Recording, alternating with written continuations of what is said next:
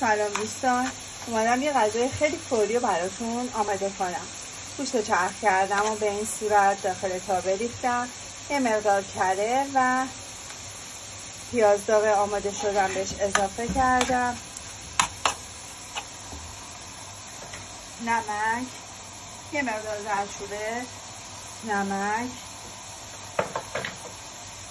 فلفلم اضافه میکنم. میذارم تا یه مقدار موادم سرخ بشه.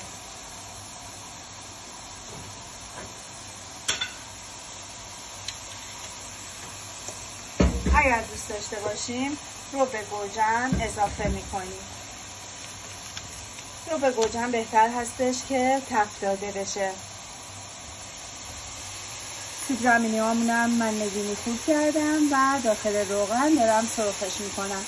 در آخر سر مخلوط گوشت و سیب زمینیمو با هم مخلوط میکنم و سروش رو خدمتتون نشون میدم.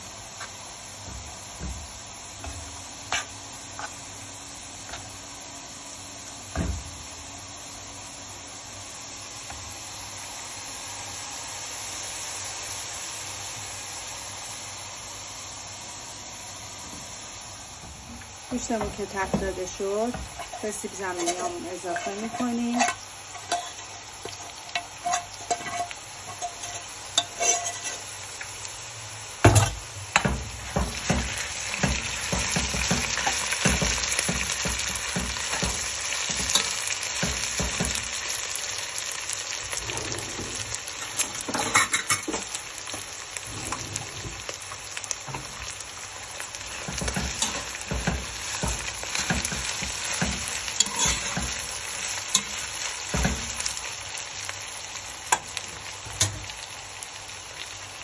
پیازای سوخاری شده‌مونم آماده سرخ شدن هستن.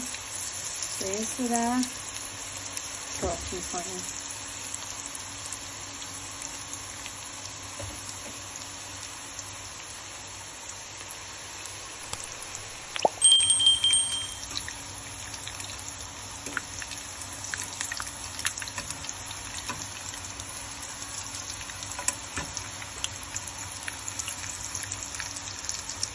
پودر پنیر پارمسان دارم.